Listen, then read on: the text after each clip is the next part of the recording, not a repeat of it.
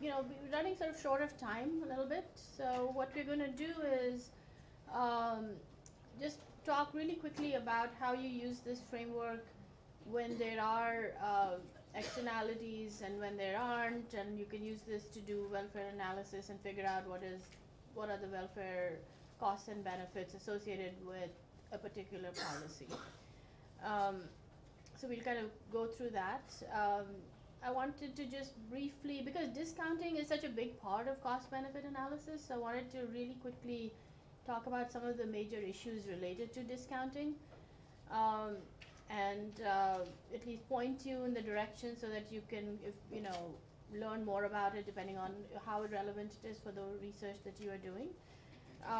And then, we'll set aside a little bit of time so that if you have questions about the spreadsheet exercise we did yesterday, we can answer those and go through that.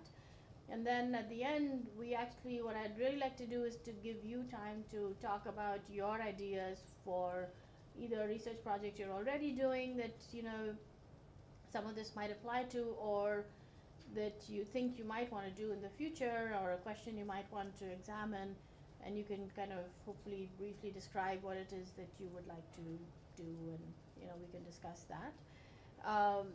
Tomorrow we had set aside 2 hours for like the tutorial portion of the course, that actually during the time now it's been set aside, so I'll be giving a seminar in the department, and of course you're all welcome to come for that. So it's going to be just based on some research that I'm doing, that hopefully might be of interest to many of you. And so instead of that tutorial time tomorrow, what we will do is that on the tutorial time that we had on Tuesday, where Professor Bansal was going to discuss some work related to voluntary provision of environmental goods, we would instead, we thought that it might be better to actually have more time for you all to present stuff that you're working on, and get some feedback from me and Professor Bansal, and also maybe for everybody in the room to also hear what from you all, rather than just hearing from me. So on Tuesday we will. So how many students here are PhD students who are already or post PhD? People who are already doing research. Let's just say that it could be any level. Okay. So there are maybe about not too many. It's sort of 5, 6 of you, but I think Sonakshi, we'll ask Sonakshi to send an email to the group of people who are registered, and anybody who wants to get a list of the people who would like to present their research problem that they're working on, and get some feedback, and then depending on how many people want to do that, we can allocate the time accordingly. So obviously, a lot of people want to do it, there'll be less time, and if there are fewer people, we have more time to go more in depth. But instead of me doing one-on-one meetings, and obviously running out of time, this way we can kind of collectively discuss the issues that are there, and other people can benefit from. We all face the same. Many of the issues we face are so common to the research problem in general, that it's probably good for everybody to listen to it together. So that's sort of what the plan would be for next Tuesday. Any other thoughts? Anybody have any other ideas on how you might want to do things differently? Okay, so all right. So we were talking about using the this welfare framework that we've developed, and you can use this to analyze all kinds of government policies, because underlying this is just government intervention in a market, and sometimes it's good, it's welfare enhancing, and sometimes it's not welfare enhancing. So what we know from our first best from the welfare theorem is that if your markets are all efficient, then the government should let the market function and not try to intervene in it. And this is an example where the market would otherwise be functioning well, but the government cares about other reasons for intervening, and that is they want to benefit the farmers, but that may come at the expense of the consumers it comes at the expense of taxpayers, and so it may not necessarily be a good thing if you take the whole societal perspective into account. Okay, so here you've got the case where the government sets this price, which is higher than the market price, and as a result, farmers will overproduce. So farmers take that price and they go to their supply curve and they start producing over here. But at that quantity, to consume that quantity, consumers will not be willing to buy that except if the price were to fall. So for consumers to demand that same quantity, the price has to fall to PD.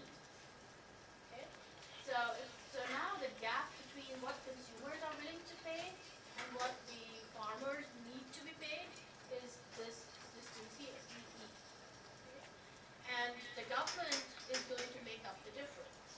So the government is going to be paying this quantity of subsidy to the farmers that is going to come from taxpayer money.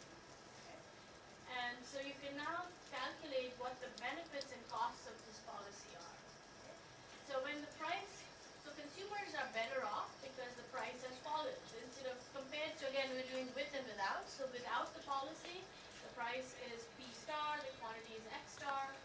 With the policy, the price is PD for the consumers and PT for the producers. So the consumers are going to gain this social welfare, consumer surplus, which is this area here. The producers are going to gain also because their surplus goes up compared to this price. They're now getting that price. So area above the supply curve and above the original price, which is this area here, is their producer surplus. Okay, so that's the gain to producers. That's the gain to consumers. But the government is paying this whole big rectangle. They're paying the difference in the price times the quantity that is being subsidized. So if you add up and subtract it, you will find that the extra payment by the government is this triangle here. And that is the welfare loss, or the deadweight loss associated with a target price policy. Okay? So from the farmer's perspective, it's a great thing. The consumers also benefit, but the government as a whole is losing, and ultimately the government is getting their money from taxpayers. So we as taxpayers are losing in the process as well. I mean, even though we are gaining as consumers, but we are paying all this tax money that is not being used to increase welfare. It's actually leading to a reduction in social welfare. So that's an example where in a functioning market does not lead to an overall gain. It benefits some groups, but not the aggregate. And this is also an example where you can see how the transfer payments cancel out, right? So this is the total amount of money that is being transferred by the government to the farmers. Some part of that money is being transferred in the form of increased profits for the producers. Some part of it is being transferred to the consumers, okay, and some part of it is just being lost. So, you can, so when you do, that's where you really kind of doing the gains and losses, and some things will cancel out and others will not.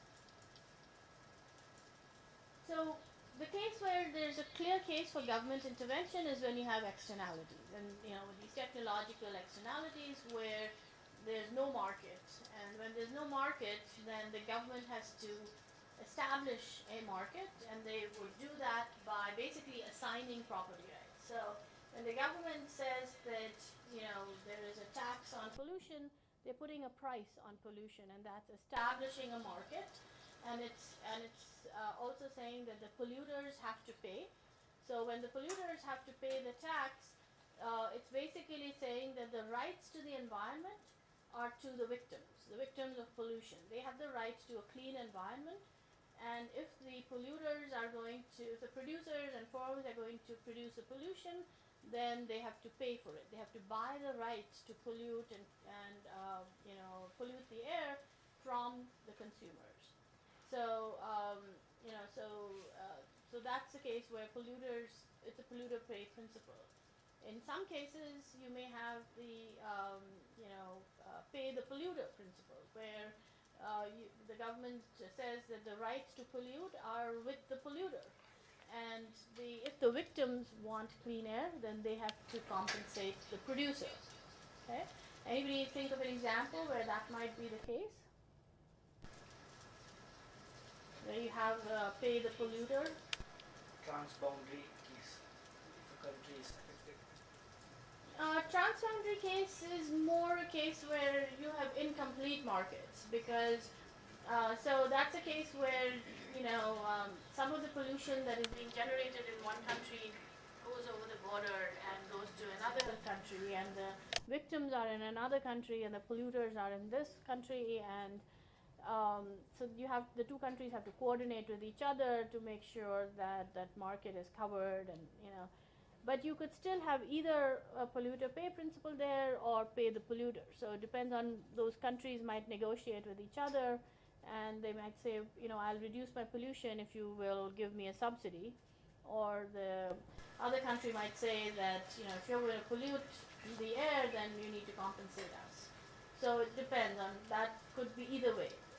But one example, which in the U.S., I don't know how it is in India, I haven't looked into that, but in the case of the U.S., we have two systems of property rights. So when it comes to industry, we have pay the polluter rules, where the industry is held responsible, and if there are mandates and standards and laws and regulations on their pollution levels, and their tax and fined and all of that, because they are expected to bear the cost and the penalties for pollution. But when it comes to farmers, they have the rights to pollute as much as they want. The implicit right to the environment is given to the farmers, and it's just sort of a historical thing that's how it's developed in the U.S. And not only in the U.S., actually in a number of, actually all OECD countries at least, that's the implicit right, that farmers have the right to pollute as much as they want, and if you want them to reduce pollution, you have to pay them to do so. You're not going to penalize them. They don't have to pay taxes for polluting, but government pays farmers for not polluting. Okay? So it's a very interesting dichotomy in terms of how you can actually have different assignments of property rights. Yeah.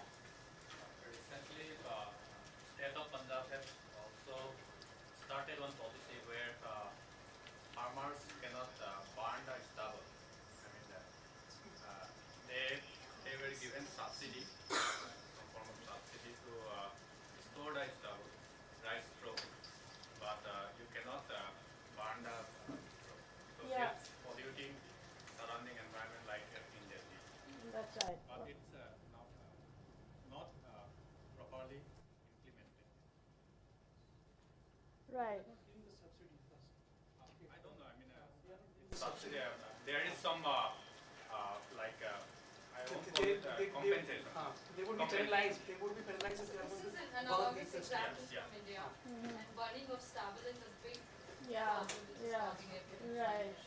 Yeah. So government's thinking of various ways. I think they're not penalizing the farmers, and it would be something like pay the polluter kind. Yeah.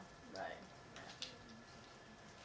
So anyway, so the point here is that because there's no existing property right, that's where the government has to come in and establish, either give the property right to the polluters or the victims, and then establish a market for it. Okay?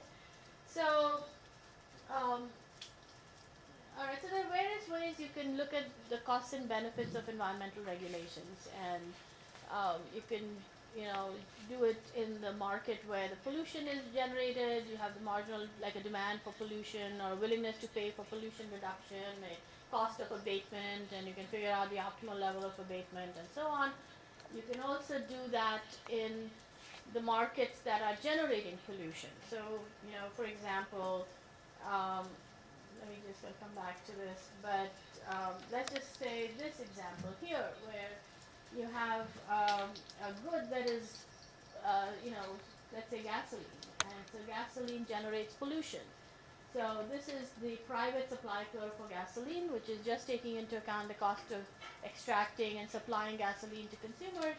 But there is a cost, environmental cost, which is this difference between these two curves. And so this is the social cost of using gasoline. So the optimal level of gasoline consumption should be here. But if there is no market for pollution, then it'll be here. Okay. So now you could see what happens. You can compare and do the social welfare at this point, and you can do it at this point, and you can compare that and see what happens if you don't correct the externality versus when you do correct the externality. Okay, and so you basically what happens is that when you go from here to here, the price goes up, the quantity goes down. And when the price goes up, then the consumer surplus goes down. So obviously consumers are going to lose. Sorry. Actually, let me just put this on.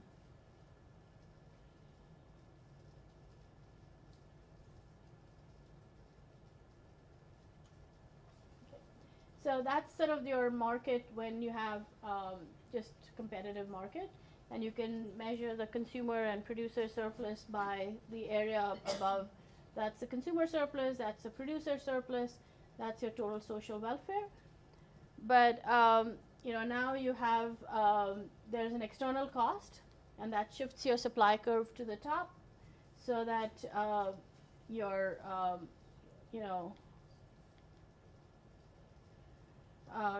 and so your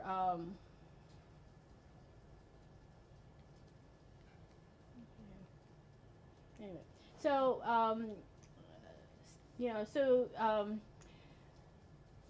so basically, if you look at one easy way to look at it is that we want the consumption to go down from Q0 to Q1, okay, to get to the point where the social cost is equal, social marginal cost is equal to the marginal benefit. When we do that, the social welfare is going to go down. Social welfare being this triangle MEN, it's actually going to be reduced by the amount of this area over here, okay, because we're shifting production to the left, price goes up, consumer surplus goes down, and producer surplus will be measured from here. This represents the environmental costs. The difference between this curve and this is the distance here represents the environmental cost. So when you add these up, when you take the environmental damages into account, it's with Q0 the environmental damage is TWEN. Okay, the social welfare that we just calculated here was MEN. This is a social welfare if there was just a private market. That's your total social welfare. But this is your environmental cost. So when you subtract this distance from this area from that, you are left with the distance, the area MEN, which is this. You're left with the distance MRT. This should be MRT minus this triangle here. So this triangle is like the dead weight loss of pollution, because your social welfare under in an open market without in a private market which is not controlling for pollution will be lower by the amount of this triangle. Okay. So that's the dead weight loss because of this environmental externality. And to address that environmental externality, you need to have a price, some kind of a tax or quantity restriction or something like that. And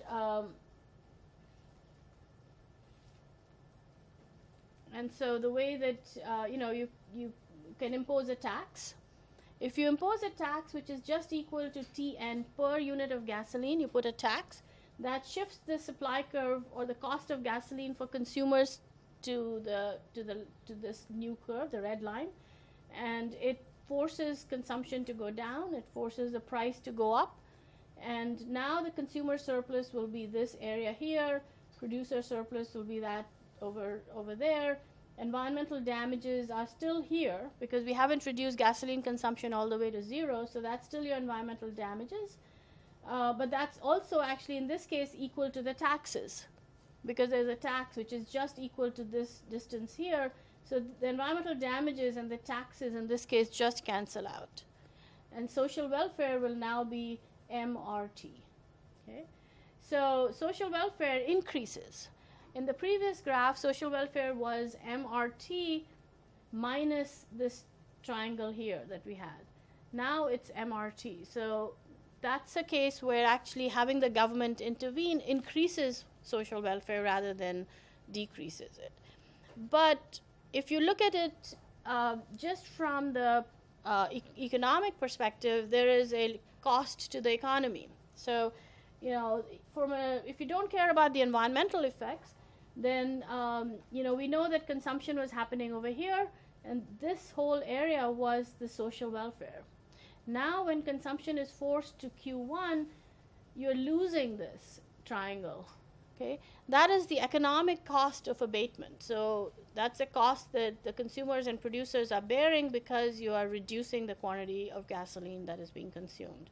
Now, of course, that cost of abatement is lower than the benefits from abatement, and so there's a net benefit to society. But nevertheless, that is the economic cost that you can calculate. So there, you know, and you can use basically this framework to compare different policies. So the same level of pollution could be achieved.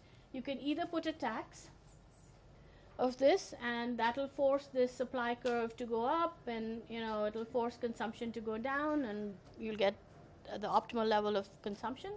Or the government could also just put a quantity restriction. So they could tell that every, you know, gas station can only sell a certain quantity of gasoline, and make sure that not more than Q1 is sold in the country. If you reduce the amount of quantity that's consumed, then it'll automatically raise the price to P1. Okay, so you'll get the same outcome. Okay, but what do you think would be the difference between using a tax versus a quantity restriction?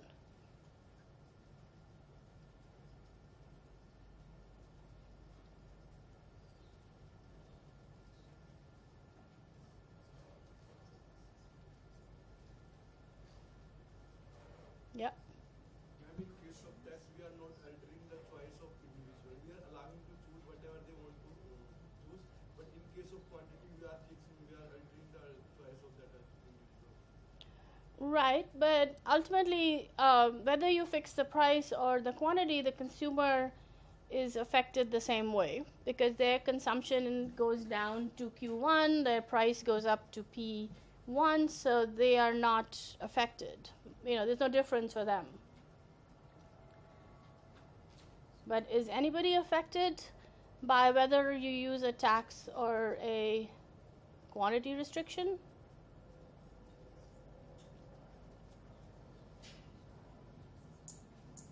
So what happens with the tax system? Who is going to pay the taxes? The tax will be paid partly by the consumers, partly by the producers, right? Anytime you put a tax, the price before the tax is over here. Now the price goes up over there, so the producers are getting this price, the consumers are getting that. So, you know, they face, so obviously there's a wedge introduced between the price the consumer is paying and what the producer is getting, and the tax is borne partly by the producer and partly by the consumer, but there is an overall payment from the consumers and producers to the government, right? So so the producers are, the cost for the producers is actually gone up from PS has gone up to SS, and their social welfare or their producer surplus is now lower, right?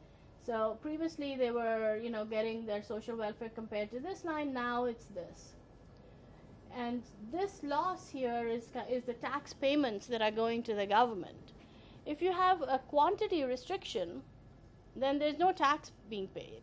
Instead, the government just puts a quantity, a standard on the amount of gasoline that can be sold. when the amount of gasoline is reduced, the price goes up. So the profits of the producers are now this area all the way here. It's measured relative to the original supply curve. So it could actually be that the producers are better off with a quantity restriction than with the tax, right? Because now their producer surplus is higher. They're getting a higher price, and the quantity is lower.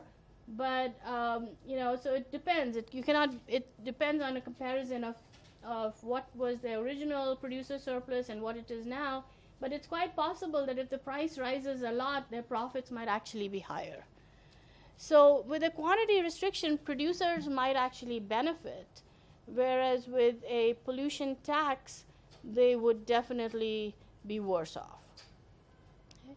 So even though the final outcome may be exactly the same, whether you use a price or a quantity policy, but the distribution of benefits could be different. In the case of a tax, the producers are worse off. In the case of a quantity restriction, they're better off. And so that is why, in many countries and many markets, you will see a lot of environmental standards which set restrictions on quantity rather than taxes. Like in the US, there are hardly any environmental taxes because the producer lobby is so strong that they are able, everything is like there are all kinds of standards, but very few taxes.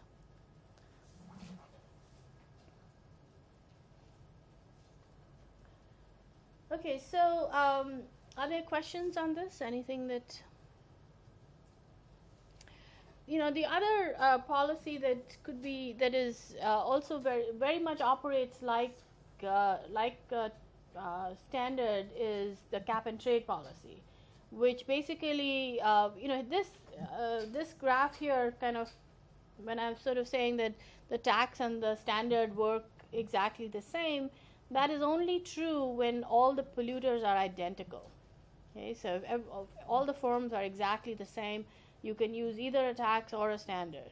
But when you have polluters that are heterogeneous, that are different in terms of their cost of abatement, then actually a tax is not the same as setting a standard. Because with a tax, different polluters can pollute different quantities. And some polluters who have very high cost of abatement will prefer to pay the tax and do less abatement. Some may do more. That flexibility is very important in trying to get to the least cost way of achieving a given, achieving your optimal level of pollution. With a standard, if you set the same standard for all the firms, then actually that's an inefficient way, because you're forcing all firms to achieve the same level of abatement, even though it may be very costly for some to do. Okay?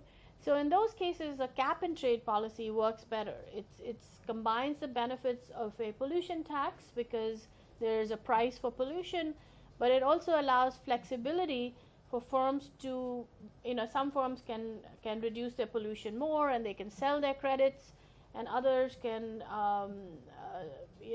abate less and buy credits, and so that way the low cost firms can pollute more, can reduce their pollution more, can abate more, and benefit by selling credits and so on. So the ultimate outcome with a cap and trade would be very similar to a pollution tax, but depending on how the permits are allocated, the cost of a cap and trade can be much less for the firms than with a pollution tax. So many of these policies may have the same outcome, but with very different costs being imposed on the producers and the consumers and so on. So, this framework can essentially be used to compare the effectiveness of different policies. Yeah. In India, related to the standard, quantity restriction, we generally observe that across the industries, the emission standards which are being set by the MOEF and the CPC, the Pollution Control Board, they also vary. It's not the same. It is also heterogeneous. How do you justify this particular policy? So it might, the standards might vary by, quite often, like, you might set a standard which is not a simple quantity restriction. It might be a standard which is per unit of production, or it could be a standard that requires the installation of certain types of technologies that may be different by the size of the firm. So small ones have to do this and large ones have to do that. So you can have those kinds of heterogeneous policies. The problem with any of those approaches is that the government is making the decision on what each firm should do. And since the government does not have good information on what is the true cost of abatement, and when they set these standards, they probably don't set them optimally. Instead of the government setting standards, the better thing to do would be to have like a performance-based policy. So you say that what we care about is how much pollution you're generating. We don't care how you do the abatement. You figure that out. We want the total pollution to come down by this amount. And then the firms can decide what is their least cost way of doing it. So having different standards is good, but it may be actually worse in some cases if you don't set those standards optimally to be different across the firms. Okay, so let me just quickly go to some of this very quickly. I wanted to just talk about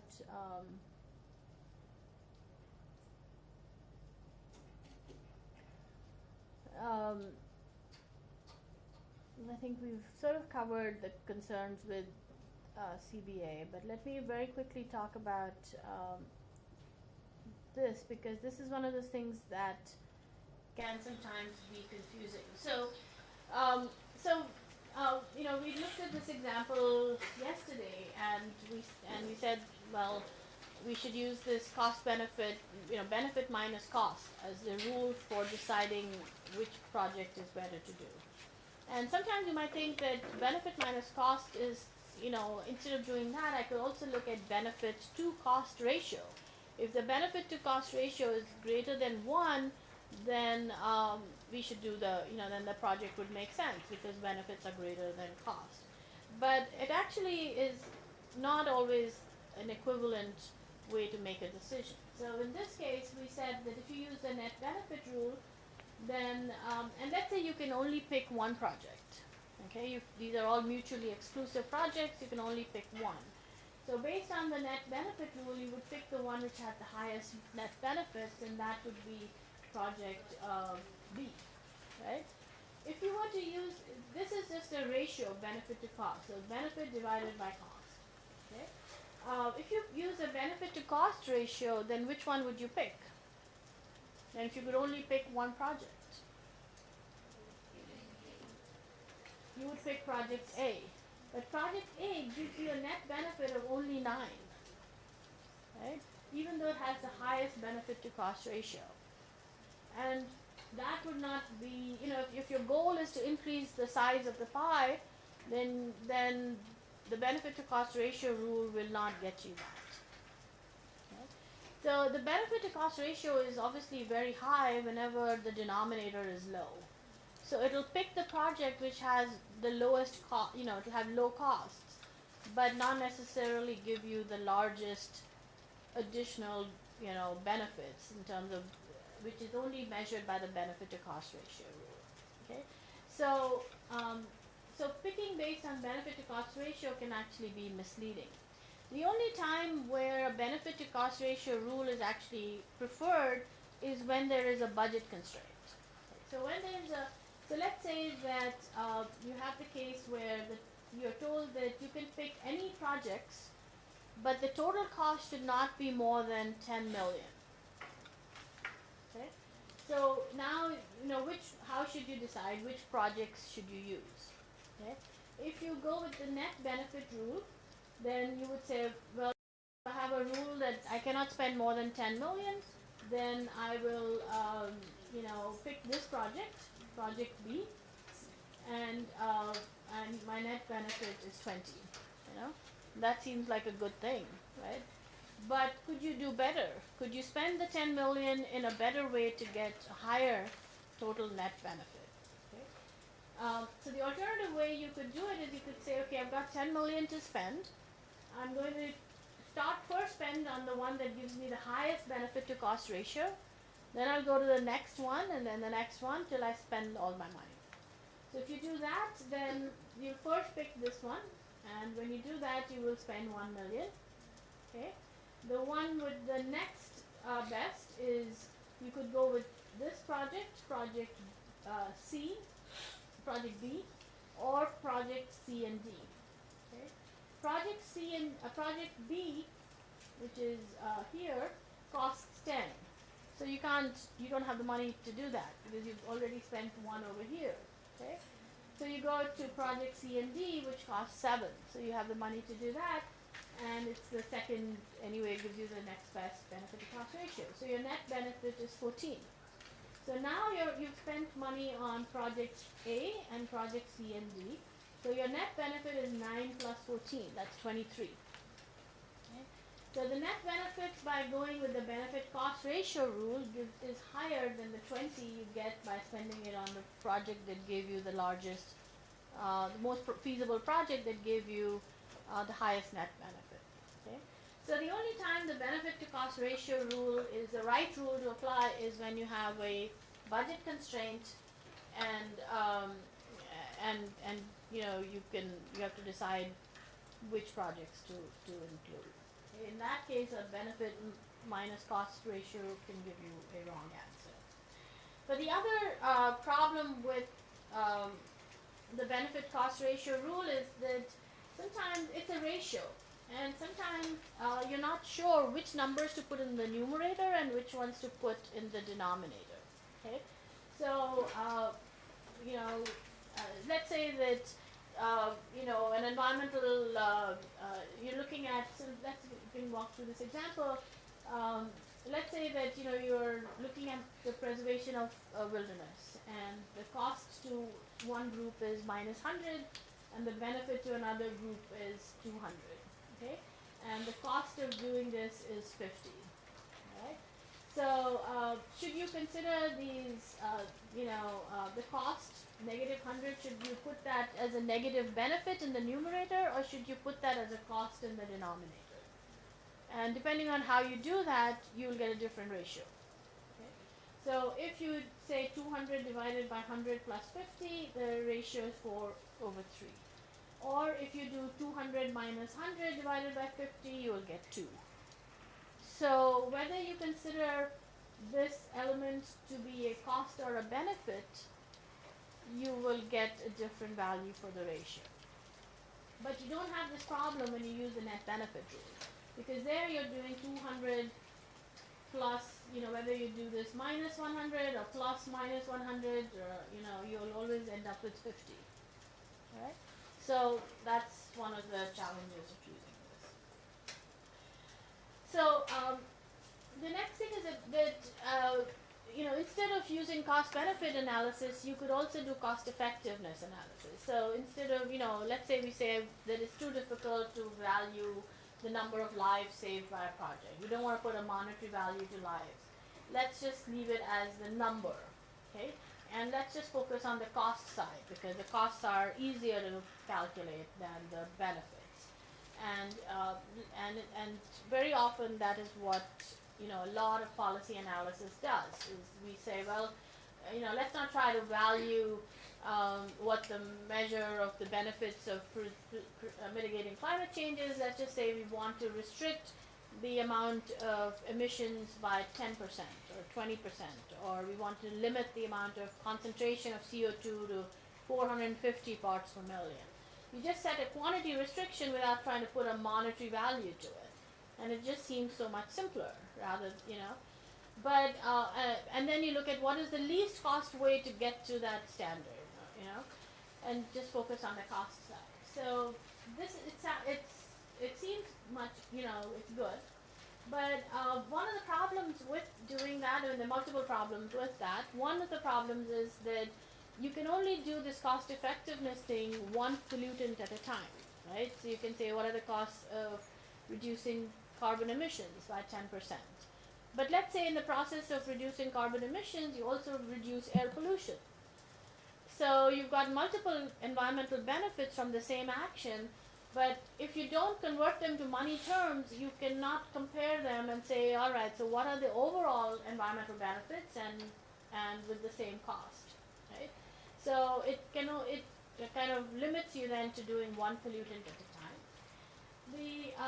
The other problem is that basically you get very different. So an example of cost effectiveness would be this. You have, let's say, this is an example of how you can get different class sizes.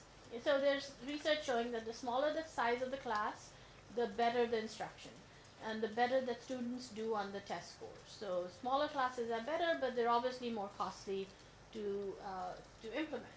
So the question is, what is a good class size to have, and here you have this is the cost. If you have a class of 30, then this is the cost of dollars per student. If you have a class of 25, the cost is higher. Class of 20, the class cost is even higher, and this is the test scores that the students got. All right. So now you can divide the cost by the test score, and you can see, okay, what was the most cost-effective way to increase test scores? And you'd say that the lowest cost, the most cost-effective thing to do is to have a class size of 30, because with the class size of 30, it's for every unit increase in the test score, it costs you only $33. If you go with any other option here, it's going to cost you more. All right. So that's how cost effectiveness would work. You don't need to monetize the value of getting higher test scores.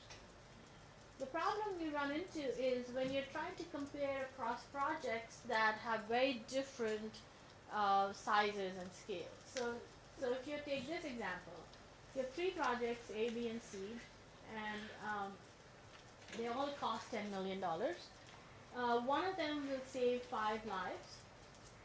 The other would save 10 lives, and the third one will save 15 lives. Okay, so which project is good? Okay. Since they all cost the same, you can calculate the cost effectiveness ratio. It's just 10 divided by 2 and 5 and 10 by 10 and 10 by 15, and you get these ratios. And you would pick the one which gives you the lowest ratio, the least cost for saving a life, or the most lives saved per dollar spent, which is this. Okay? So clearly project C is the one to pick, right? But now compare these 2 projects. So here is a project that costs $1 million and saves 4 lives, and here's one that costs $100 million and saves 200 lives. Okay? So which project should you pick?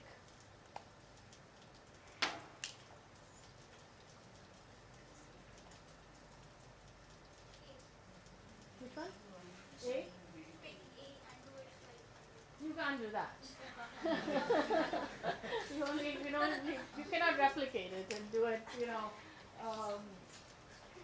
100 times. So if you have to pick one, what one would you pick?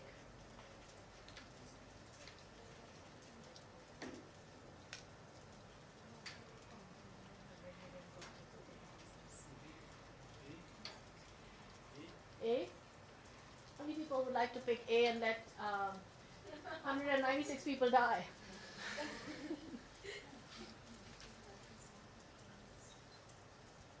So here you can see that this project is very cost effective because it only costs $250,000 to save a life, and this one is more expensive. It costs $500,000 to save a life. Okay, and so if you were to use the cost effectiveness rule, then the answer is pick A, right? But what is the problem with this?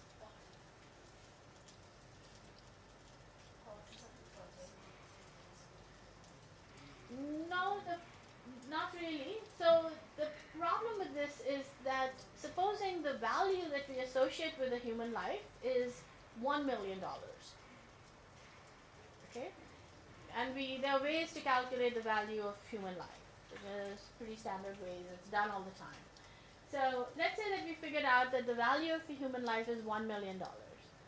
Then even, this is actually a bargain, right? It only costs you $500,000 to save a life. The value or the benefit of a human life is $1 million.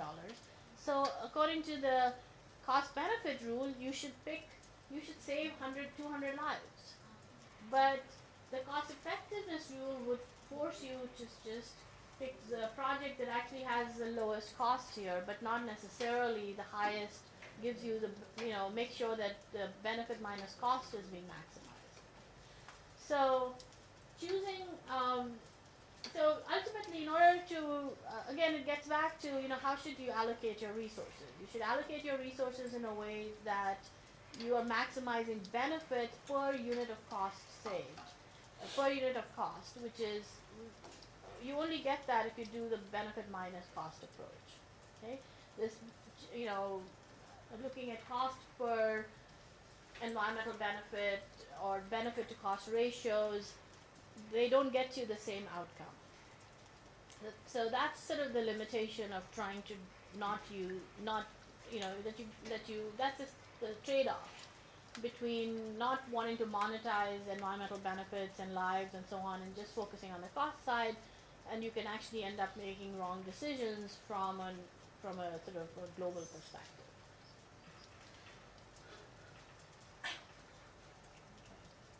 So any questions on this stuff? A lot of research that we actually do, we don't quantify the benefits. We only focus, we use cost effectiveness rule a lot. And a lot of policy analysis can be done without monetizing the environmental benefits. But the thing that you have to be very careful about in that case is that you make sure that all your policies that you're analyzing are normalized to achieve the same outcome. So if, let's say, you're comparing the cost of mitigating climate change using a carbon tax versus using an output tax. So you could, or a tax on you could tax gasoline, energy. You could put an energy tax versus a carbon tax, and they're not the same. You can do that comparison, and you can say which is the best way to get to a certain target for carbon emissions, and that would be fine as long as you normalize your energy tax and your carbon tax to get to the same level of abatement. Then you can compare apples to apples. But if you say, I'm going to set a $50 per ton carbon tax and a $2 per gallon gasoline tax, and I'm going to see which policy is better, then you can't, you may find one answer or the other, but that won't be a correct answer because they get to different levels of abatement. And you run into the same problem that, you might find a policy cheaper, but it also may be giving you very little abatement. Yeah. If we take only effectiveness as an index, then we will be 50% effective and A will be 25% effective. Then can we say that we can go for B? Effectiveness divided by cost? It doesn't matter. You could do that, this is life saved per cost, right? And even this, you would pick the one which has the highest life saved per dollar, and that would give you A. These are just inverse of each other, that they won't solve the problem. You would always pick, A according to this rule. Because the information that is not here on this table is what is the monetary value of saving a life. You need that information in order to decide that, if you have that information, then you will basically see that the benefit per life saved is greater than this, and you multiply that by the number of lives saved, you pick. That's the only time you would actually choose B. They're not comparable. Yeah.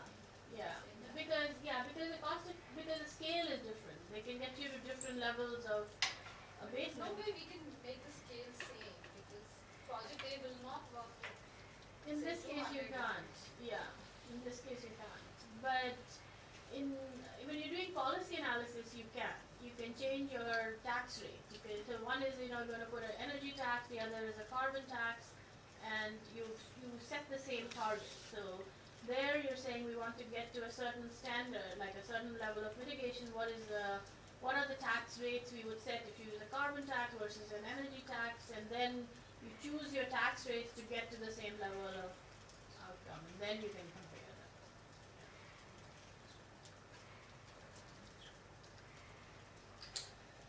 Okay, so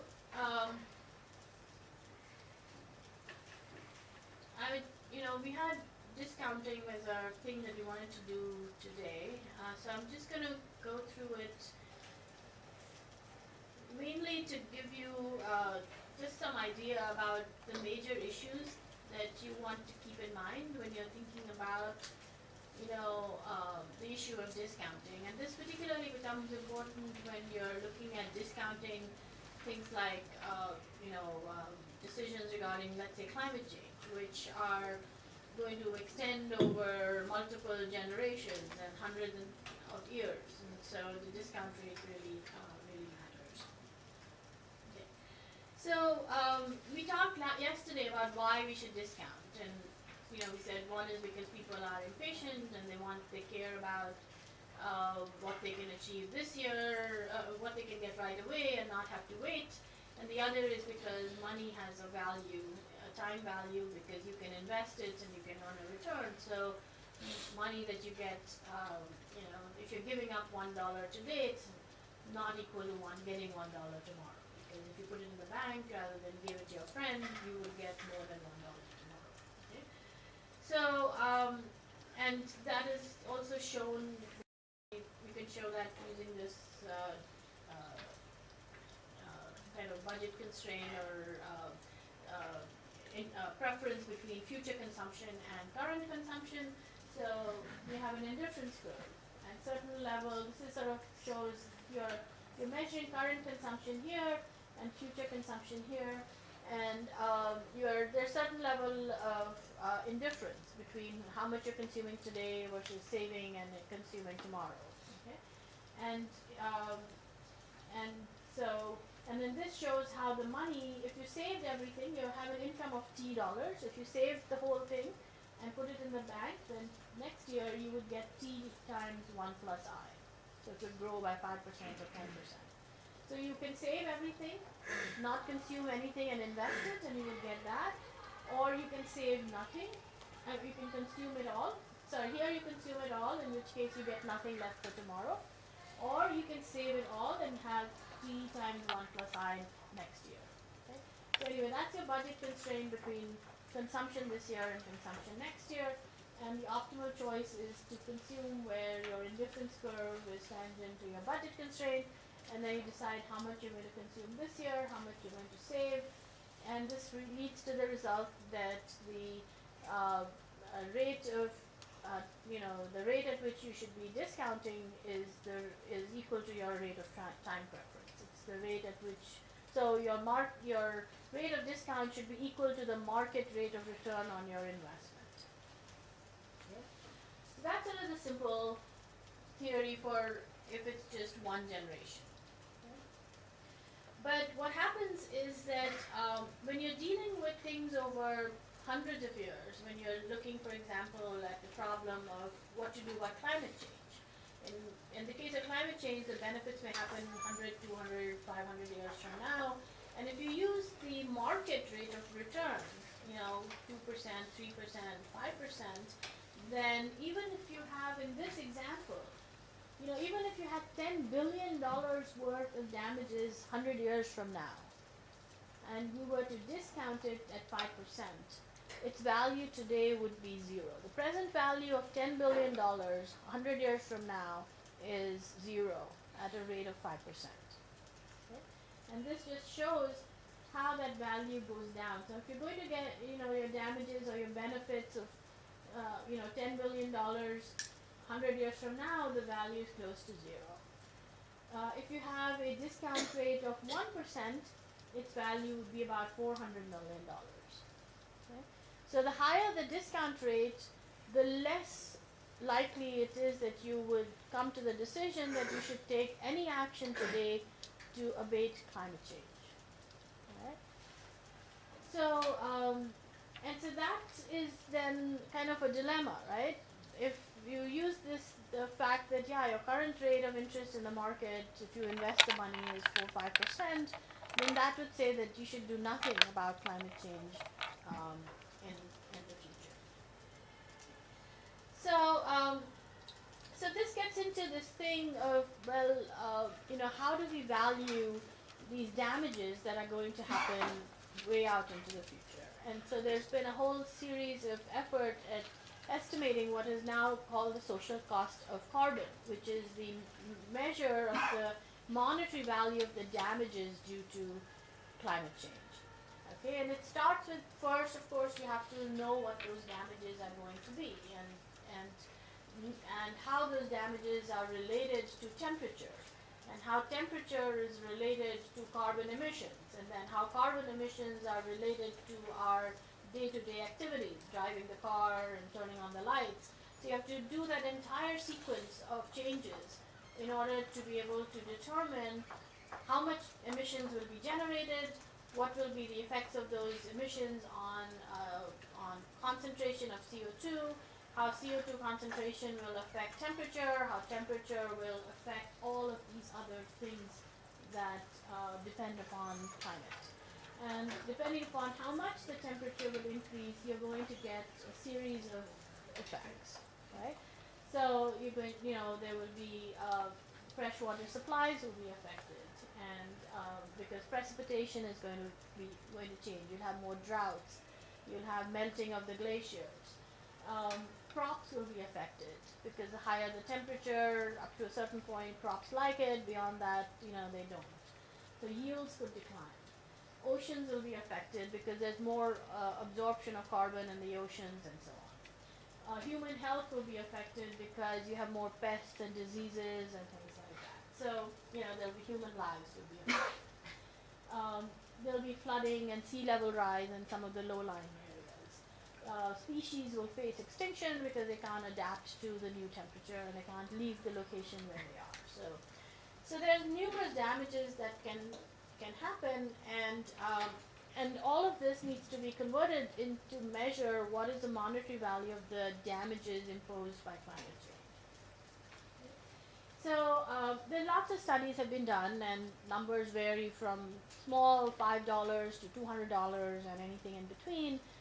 So the U.S. government decided that they wanted to make sure that they had a number. This is, I think basically in 2010, 2013, under the previous president, they went through the exercise of calculating the social cost of carbon. The current administration doesn't believe in climate change, and so the moment they took over, they completely removed all the documentation and all these studies. The day that Trump took power, in the White House on January 20th, immediately all these websites and everything were pulled down. So, but anyway, it's sort of the exercise still is worth looking at. Basically, what this is trying to do is to look at what is the net present value, just like what we've been talking in class, of the global climate change impacts from one additional ton of carbon dioxide. So what is the monetary value of the damages caused by one additional ton of CO2 in the atmosphere at a given point in time? Okay? And what is the methodology? So you have to project things to the future. We're doing this over 300 years, from 2000 to 2300. And first we need to predict what are going to be the emissions. So emissions will depend upon the population, it will depend upon income, it will depend upon technology. So a number of factors are going to determine how much we will emit over the next 300 years. Then we need to be able to go from emissions to CO2. Okay. From CO2 we need to be able to say how does CO2 affect temperature, and then how does temperature affect damages. So it's a series of linked models that connect with each other in order to calculate the total damages. And then we have to discount all that to today's dollars in order to come up with the net present value.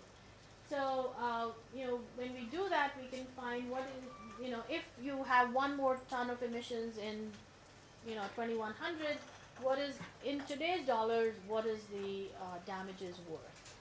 Okay.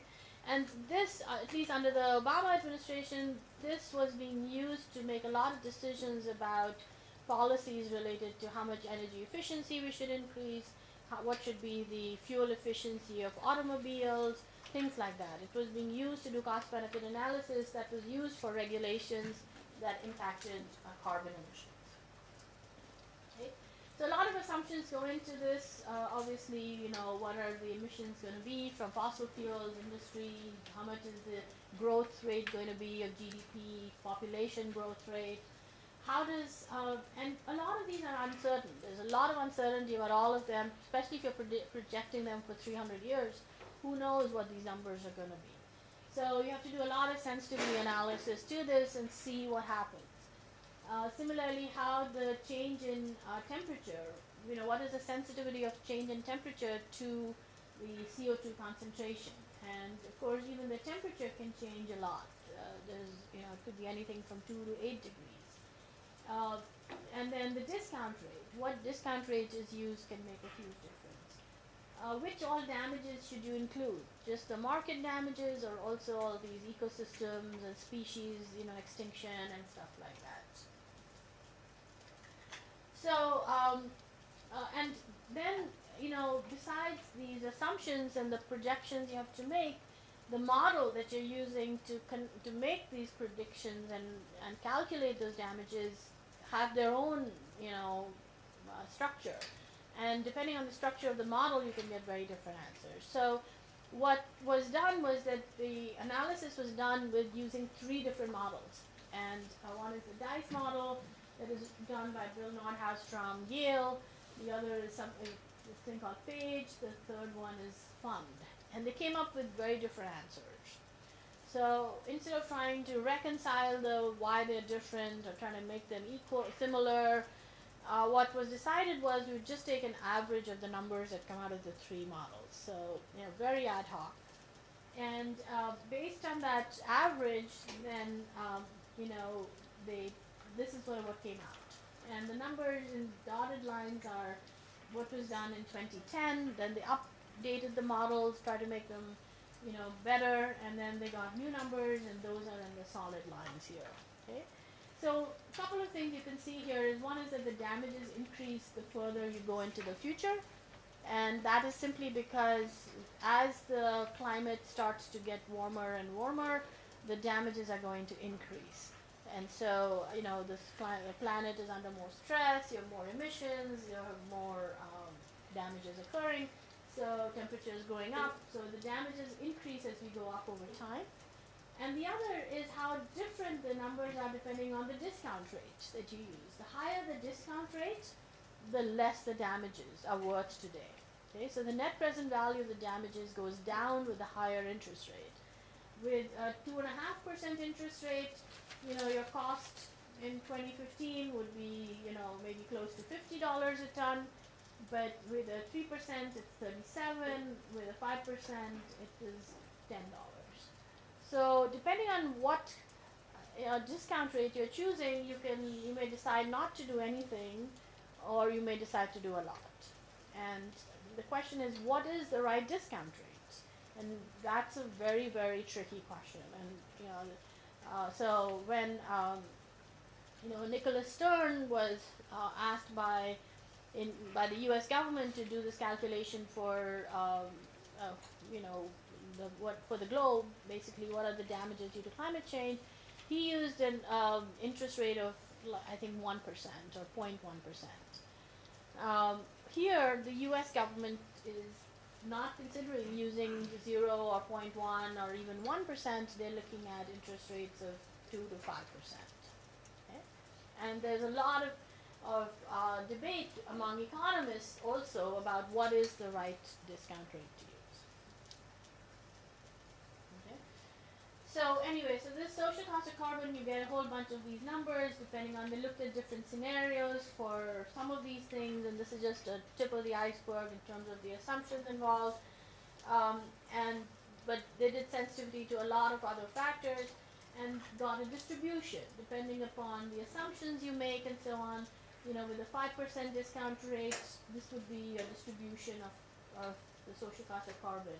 The higher the discount rate, the narrower the distribution, because after a certain point, the social cost becomes close to zero. The damages don't matter right now. The lower your discount rate, the more positive your damages are, and the larger they are under some of the extreme assumptions. So then the question is really, how should the discount rate be chosen? And you know, should you use the market interest rate? Because that reflects the opportunity cost of your capital. You could invest the capital in building a power plant, or you could invest it in, you know, you could invest it in a coal power plant, or you could put it in a solar power plant. And if the coal power plant is more profitable, then you're giving up that money in order to set up a very expensive solar power plant. And is that worth it or not is a decision that depends upon what your discount rate is. And it becomes particularly complicated because here you are trying to look at, you know, it's an intergenerational issue. So you're trying to look at the benefits that would be going to future generations, whereas the present generation is bearing the cost. So, you know, we would be facing higher electricity prices if we went for all solar, and the benefits would go to the future generations. But when you discount it, you're actually putting much less value on the benefits to the future generations and much greater value to your own benefits, or value to your own costs. So it becomes an intergenerational question.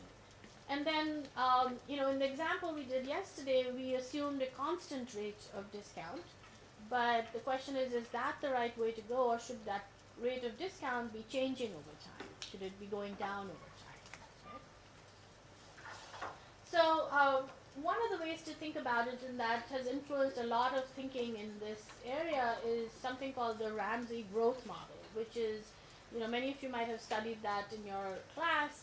That's a model of a social planner who is trying to decide, who is looking at, you know, let's say there's an individual, a representative individual who was going to live for an infinite amount of time. And that individual got utility from consumption over time. And so the question is, how much should that person consume every year? And how much should they invest so that the economy can grow? So you have the choice of consuming or saving. If you save, you can invest it. If you invest, you have a higher rate of growth of consumption. And it's a trade-off between consuming today or saving for the future, right? So, so based on that, it's a normative model. It just says, what should a optimal growth path look like if we care about future consumption? And utility depends on consumption now and in the future. And so he came up, so basically the outcome of that model is that basically the, you know, the rate of, your rate of time preference, or your rate of social rate of discount should be equal to D, which is the rate at which you discount the utility of future generations, and plus G, which is the growth rate of the economy, plus E. So the basic logic of this model is that future generations are, if there is growth, if the economy is growing, future generations are going to be more richer than the present generation, right? And we see that, right? Present generation is richer than the previous generation. So the economy, there is positive growth, and every future generation is richer than the previous generation. And we also know that as we get richer and our consumption goes up, our marginal utility goes down, right? So as your income increases, one additional dollar of consumption means less to you. The marginal utility is lower than with a lower level of income. So what the situation there is that you've got a current generation which has got less income, high marginal utility from that consumption, and then you've got these future generations who are richer with lower utility.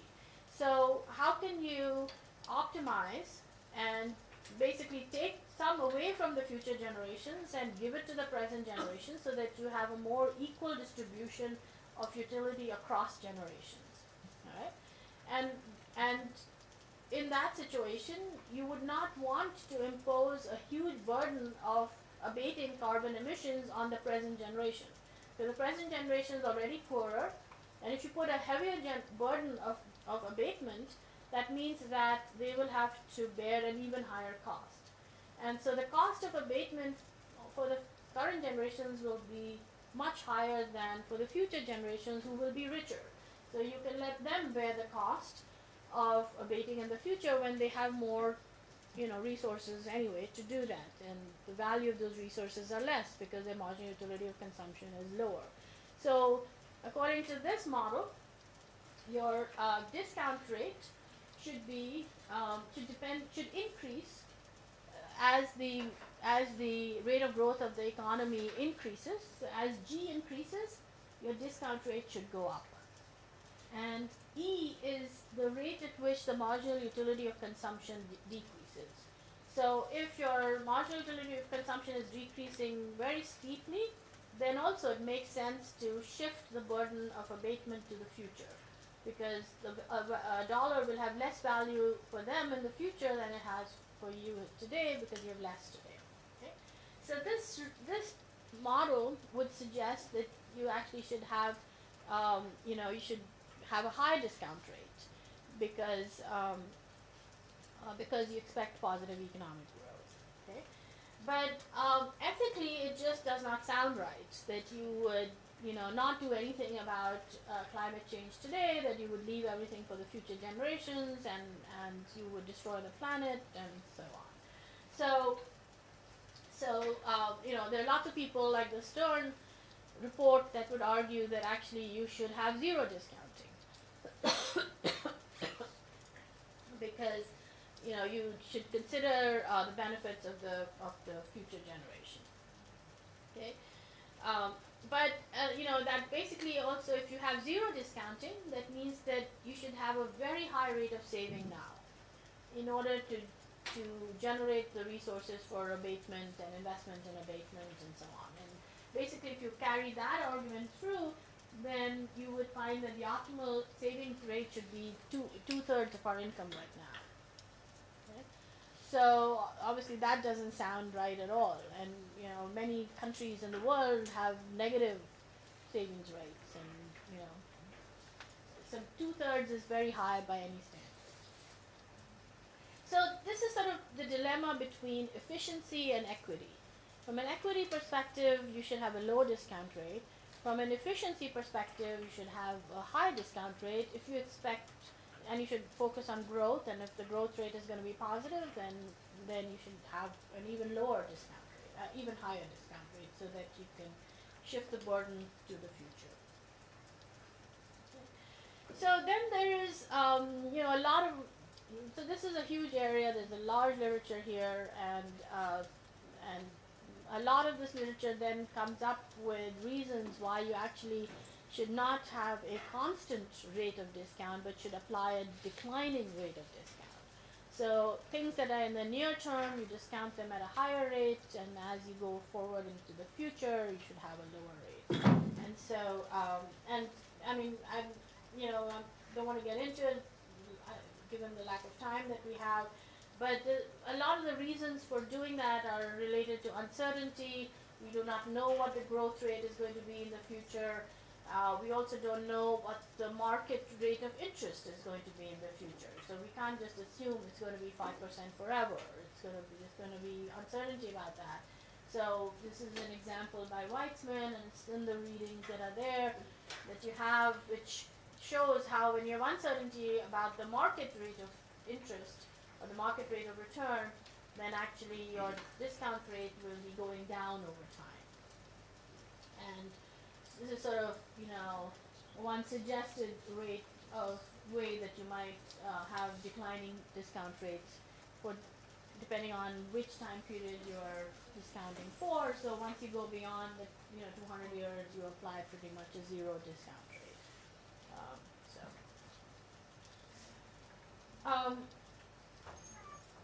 Really quickly, the other way to deal with things that are happening. Times it's 5 p.m. It's 5 p.m. Okay, so this is just some, and we finish at 6, right? So we'll stop in just a minute. So this is just another calculation you can do where you avoid using a discount rate and you calculate the internal rate of return.